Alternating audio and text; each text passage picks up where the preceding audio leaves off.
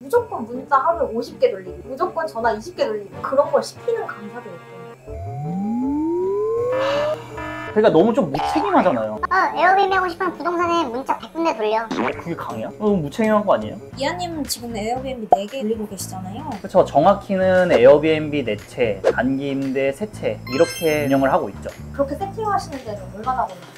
개월수로 따지면 한 1년 9개월 안에 4개를 오픈했던 것 같아요. 다른 사람들은 하나 기준에 어떻게 4채를 하셨어요? 다 방법은 있긴 있어요. 많은 분들이 에어비앤비 매물을 찾기가 힘든다고 하는데 힘들죠. 쉬웠다라면 저는 뭐 4개가 뭐야 몇십 개를 구할 수 있었겠죠. 명의 문제나 다양한 문제도 있을 수 있지만 근데 매물을 구할 때 중요한 거는 매물 구하는 방법이거든요. 많은 분들이 이 매물 구하는 방법에 대해서 잘 몰라요. 에어비앤비가 23년도부터 뜨기 시작했는데 보증금 1000만 원에 인테리어비 몇백 투자해가지고 한 달에 월 순수익이 2, 300 이상 나오면 투자 수익률이 굉장히 좋고 많은 분들이 하시고 싶어 하니까 당연히 이 시장에 몰릴 수밖에 없겠죠. 그럼 경쟁자도 많아지고 이 매물을 구할 때 결국에는 부동산이 매물을 소개시켜주고 하는 건데 과연 내가 매물 찾는 방법을 잘 하고 있느냐 그게 이제 중요한 건데 그거를 많이 놓치고 계시죠. 부동산 몇 번 간 적 있는데 그때마다 까이고 무서워가지고 많은 분들이 힘들어 하시죠. 저라고 처음부터 쉬웠던 거 아니거든요. 저는 아버지가 부동산을 운영을 하시고 부동산 관련돼서 일을 하던 게 있고 사람들 만나는 거 좋아하고 그러다 보니까 남들보다는 접근하기가 쉬웠던 것도 없지 않아 있죠. 제가 에어비앤비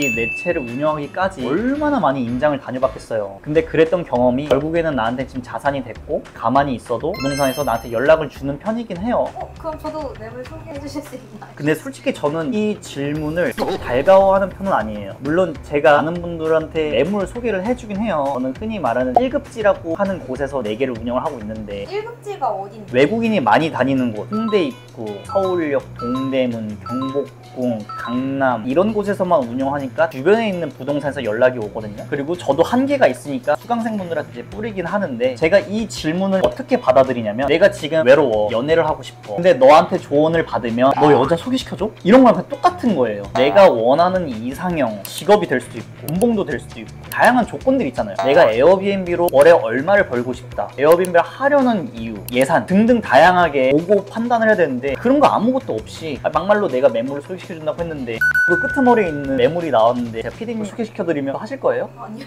왜요? 하나도 안 될 것 같아요. 그런 거예요. 그러니까 매물을 소개해주려고 하면은 해줄 건 많아요. 만약에 내가 에어비앤비로 월 100만 원만 벌어도 나는 행복할 것 같아. 그러면은 지역이 그렇게 중요하지가 않아요. 어쨌든 주말에는 차니까. 근데 에어비앤비로 월 200 이상 벌고 싶어. 집에서 무조건 가까운 곳에 있어야 돼. 그런 거 따지면은 아무래도 지역은 되게 한정적이겠죠? 근데 다 생략하고 매물 소개시켜 주시나요? 내가 의도한 건 이게 아닌데? 제가 알려주는 거는 어떻게 부동산에 접근을 하고 부동산을 나의 사람으로 만들고 있는 커넥션이 되게 중요한 걸 제가 알려드리는 건데 에어비앤비는 하나도 안 해본 사람은 있어도 하나만 해본 사람은 없거든요. 생각을 해보자고요. 매물을 소개시켜줬어요. 근데 본인이 2호점을 하고 싶다거나 확장을 하고 싶은 순간이 분명히 올 텐데 그때도 또 비싼 돈 내고 매물 소개시켜주세요 이럴 거예요. 지역이 어딘지도 모르고 수익이 얼만큼 나는지도 모르는데 뭐 자기 강의 들으면 매물을 소개시켜준다 하는데 또 소개시켜주는 매물을 볼 때마다 위치는 내가 있는 지역에서 엄청 멀고 지역이 매력적이지도 않고 보증금이랑 월세가 내 형편에 맞는 것도 아니고 근데 단순히 내가 매물만 소개시켜준다는 이유로 그걸 듣나? 근데 그게 아니잖아요. 적어도 내가 도와주려고 하는 사람들은 에어비앤비로 현금 흐름을 만들어야 되는데 오픈했다고 끝이 아니잖아요. 부업이지만 우리가 직접 사업자 등록증을 내거나 하나의 사업인데 그렇게 간단하게 생각을 하시고 사업을 구상하시진 않잖아요. 매물 소개시켜줘서 차렸어요. 막 파리만 날려요. 아니면은 매출이 그렇게 높지가 않으니까 금액을 되게 낮게 해요. 근데 금액을 낮게 하면 또 어떤 이슈가 있냐면 젊은 친구들이 많이 와요. 근데 젊은 친구들이 많이 오면 이 집 상태가 빠르게 안 좋아져요. 그러면은 내 정신적인 스트레스와 육체적인 노동하고 계산을 했을 때 그런 돈을 벌면은 행복할까요?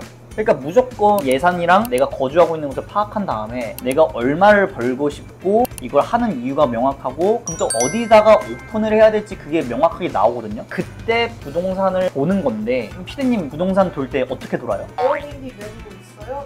자, 그럼 이제 생각을 해볼게요. 하루에도 피디님 같은 분들이 몇 명 정도 될까요? 아니 오기만 했죠. 그러면은 그 부동산은 피디님한테 연락을 줄까요? 순번이 되면 이게 많이 하시는 착각이에요. 저한테도 연락이 많이 와요. 안녕하세요, 뭐 지난번에 뵀었다고, 강의 들었다고. 그럼 저는 얼굴 기억이 안 나요, 누군지. 부동산은 그럼 어떨까요? 또 어르신들인데 당연히 기억이 안 나죠. 근데 저는 애초에 방식을 다르게 하죠. 저도 맨 처음에 1호점을 찾기 전에 이런 시행착오를 똑같이 겪었는데, 전 제가 아버지가 부동산을 운영하신다고 했잖아요. 저 아버지가 부동산 챗GPT였어요. 아빠, 내가 이런 식으로 하려는데 이러면은 맞을까? 그렇게 하면 부동산이 싫어한다, 이런 말은 하지 말고 이런 식으로 대화를 해야 그 사람들이 마음을 열고 대화를 할 것이다. 그리고 저희 아버지가 말씀하신 게 뭐였냐면은, 좋은 매물은요 입 벌리고 나를 기다려주지 않아요. 매물은 만드는 거예요. 만드는 거. 이게 무슨 뜻이냐면, 투룸으로 나온 게 있어요. 임대인은 애초에 이거를 에어비앤비용인지 생각도 안 하고 그냥 내놨어요. 부동산에서 이거를 임대인한테 동의를 구해서 이거를 만들어 주거나 다양한 방식으로 매물을 얻거든요. 근데 많은 분들은 완성된 완벽한 에어비앤비 매물만을 찾고 있는 거죠. 진짜 좋은 매물은 나를 기다려주지 않아요. 만드는 거거든요. 제가 한번 예시를 들어볼게요. 내가 만약에 지금 현재 솔로예요. 나는 내 이상형을 만나고 싶은데, 내가 생각하는 이상형은 당연히 다른 사람이 보기에도 이상형이 될 수 있겠죠. 내가 저 이상형인 사람과 만나고 싶으면 저 사람이 나한테 오기만을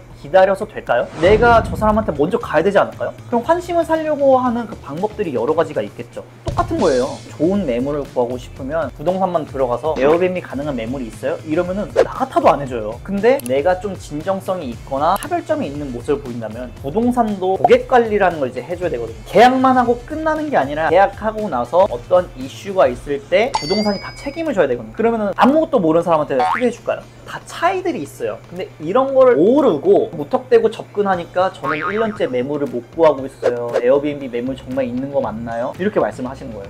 저는 그런 방법을 알려주는 거예요. 어떻게 부동산을 접근해야 되고, 어떻게 발품을 팔아야 되고, 남들이 보기에는 방향성만 살짝 바꾼 건데 그 파급 효과는 어마어마한 거죠. 인터넷에서 찾아보니까 무조건 문자 하루에 50개 돌리고, 무조건 전화 20개 돌리고, 그런 걸 시키는 강사들이 있대요. 그러니까 그게 안 되는 건 아니에요. 200군데 뿌리면 한 통이 올까 말까예요. 이하님 실제로 강의를 할 때 그렇게 가르치지를 않으세요? 네. 아예 손품 팔지 마라. 손품 팔긴 파는데 그렇게까지 하진 않죠. 그러니까 너무 좀 무책임하잖아요. 에어비앤비 하고 싶으면 부동산에 문자 100군데 돌려. 그게 강의야? 너무 무책임한 거 아니에요? 근데 생각을 한번 해볼게요. 조금만. 부동산도 사람이에요. 바쁜데 모르는 사람들이 무작정 전화를 해가지고 에어비앤비 매물이 있어요? 뭐 할까요? 그럼 어떻게 해요? 좀 구해야 돼요. 그래서 제가 말씀드린 게 뭐냐면, 같은 내용과 질문이라고 하더라도 A라는 사람은 내가 전화로만 상대한 사람이고, B라는 사람은 얼굴과 얼굴을 맞대면서 대화한 사람일 때 누구한테 더 호감이 갈까요? 당연히 B죠. 그쵸. 그거예요. 손품도 되게 중요하지만 중요한 게 이제 발품이거든요. 이렇게 이하님 말씀 들으니까 수강생들이 왜 매물 소개해주는지 알 것 같아요. 근데 내가 소자본 투자해서 이 정도의 금액을 벌려면 최소한 이런 노력은 해야 되지 않아요? 실제로 제 수강생분들 중에 대부분이 제 소개 없이 알아서 매물을 찾고 잘 구해오세요. 2호점, 3호점 준비하고 계시는 분들도 계시고요. 그래도 어렵다, 그래도 난 어떻게 해야 될지 모르겠다, 그런 분들은 제 유튜브에 도움이 되는 영상들 많이 올려놨고, 제 카페에 무료 자료들을 많이 업로드 했으니까 그것만 보셔도 충분히 도움이 되실 거예요. 이 영상을 보고 계시는 분들의 에어비앤비 오픈을 응원합니다.